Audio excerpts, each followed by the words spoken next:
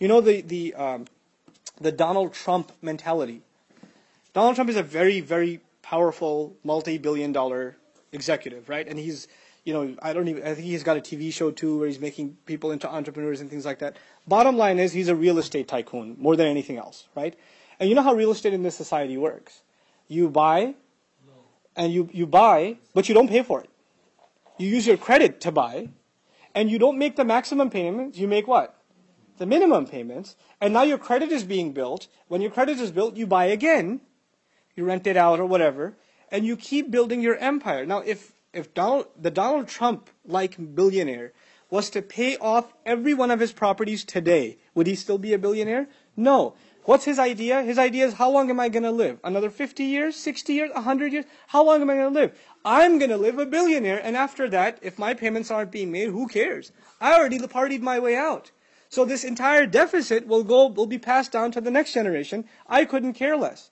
So the value of the dollar goes down, people's dollar at the grocery store doesn't go that far, and it can be blamed on him, but what does he care? He already did his partying and he's gone.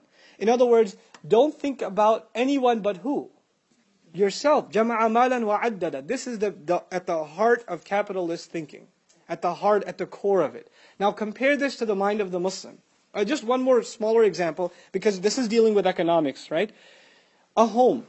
Home ownership in this country is a big deal. And of course it bubbled and collapsed and all of that. But just put it in very simple economic terms, even like an elementary school child can understand. 100 years ago, somebody buys a house.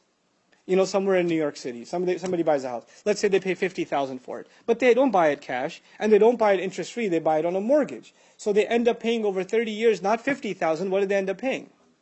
$150,000. Okay, now it's time for them to sell it. Are they going to sell it for $60,000? No, they ended up putting in $150, so they should at least sell for $200 and $250, so they sell it for $250. The next buyer comes in, buys the place for $250, but he didn't buy it cash. What did he buy it on? Credit. So he's not going to pay $250. Over 30 years, he'll pay $400,000, $500,000. When time comes for him to sell it, it keeps going up, right? So what's happened is, first of all, the value of the currency went down. Second of all, those who could own a home 100 years ago, with that kind of money, can they still own a home generations later? No. So you made the opportunity for the next generation more and more and more impossible. This is what riba does. This is what jama'a malan wa'addadah does. It creates problems for the future. Now compare this to the Muslim mind. The Muslim mind is, you have an old man who's already got a foot in the grave and he's planting a seed in the ground for a tree to grow.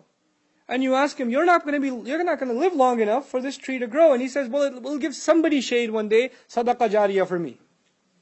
This is the mind of the Muslim, right? That's what it's supposed to be. We think about how the future will be benefited.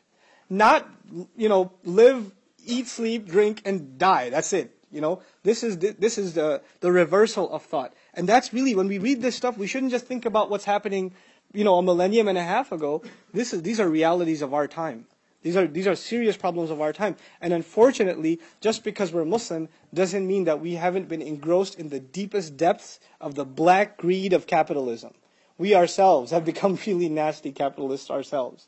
And we don't think about the greater good and serving society and building the kinds of institutions, right? We've become people of الَّذِي جَمَعَ مَالًا وَعَدَّدَهُ. May Allah protect us from it and get us out of this mess.